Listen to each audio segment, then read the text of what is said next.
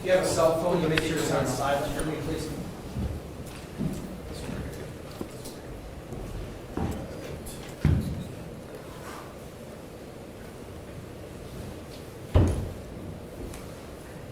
All right, we're here this morning, case number 692-604, Bionca Ellis. She's present in court. Good morning, Ms. Ellis. Ms. Ellis, we're here this morning after the court received the in-camera report regarding the competency to stand trial report. Based upon the findings of the forensic psychiatrist, I'll place on the record their finding. Their finding is a recommendation that you be referred, ma'am, for an up to 20-day inpatient competency assessment at North Coast Behavioral Health Care. And that's pursuant to the Ohio Revised Code section 2945.371A. Specifically, a fuller determination about her competency to stand trial may be made in a more lengthy evaluation with 24-hour observation.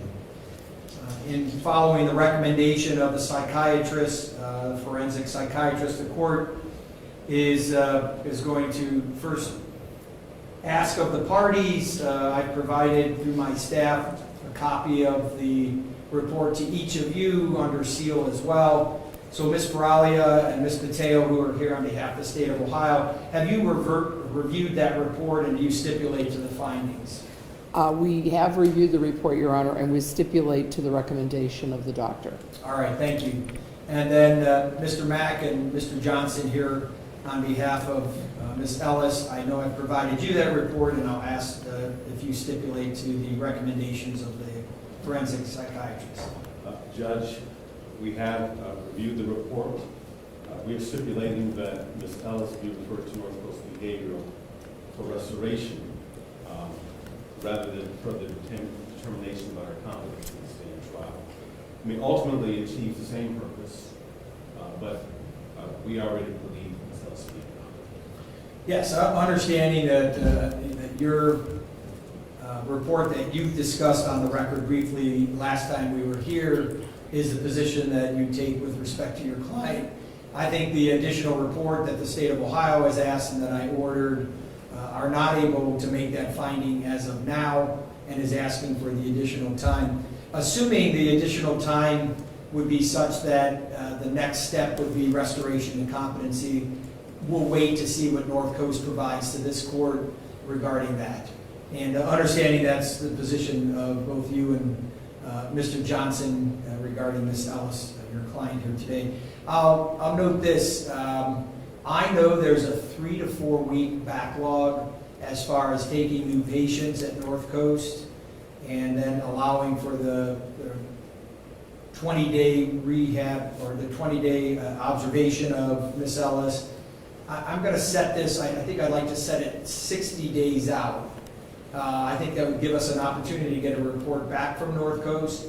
If it's something that we receive earlier, I'll speak to my journal entry about setting it on the record. But what I'd like to do is set 60 days out. I'll ask my bailiff to give us a date, and I'll make that just an attorney conference. Ms. Ellis will not be brought up for that hearing. And that'll be just an opportunity for us to convene and know possibly where we're at as far as that evaluation. Assuming we do get the evaluation before then, my bailiff will contact you and we'll make sure that we come here to the record to have that opportunity to discuss their findings at that time. And then additionally, in speaking with, or at least knowing what North Coast is probably going to want, I'm going to allow North Coast to have a copy of this report under seal. And then Mr. Mack and Mr. Johnson, I'm going to ask if you would consider, based upon your representation of Ms. Ellis, whether you would also allow, I'm going to assume that they're going to want a copy of your report so that they have a full understanding of both psychiatrists' evaluations as well as all the information provided to each of them. And if that's something that you're willing to do, I'll ask that you at least let my bailiff know that, so then I could ask that you file it under seal, and then I would respond by providing it to North Coast under seal and allow them to have that for their own input. So I'll ask that you consider that as well. Yes, sir. Very good. A date? October 15th. October 15th. We'll set that for an attorney conference only, unless I have a report sooner than that, in which I'll ask the lawyers then to appear with client present as well. Does that work with the state for that date? I'm checking right now, Sure. Your Honor. We'll do that at 9 o'clock, unless your trial's. That's a Thursday, that's fine.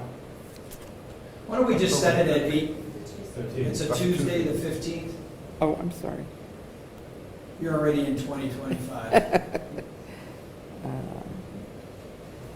Why don't we set it at 8:30? I know your trial calendar. Yeah, that's fine. Knowing what may happen on your calendars, maybe at 8:30 before you get up to another courtroom might be easier. And then anything further from the state? No, Your Honor, I just want to make it very clear that though the defense is mentioned restoration, this by no means is restoration. This is just to determine competency at this stage of the game, and that is what has been determined by the court psychiatric clinic.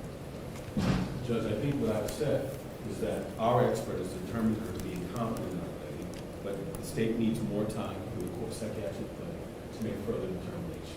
No, your expert has made a determination that has not been shared with the state.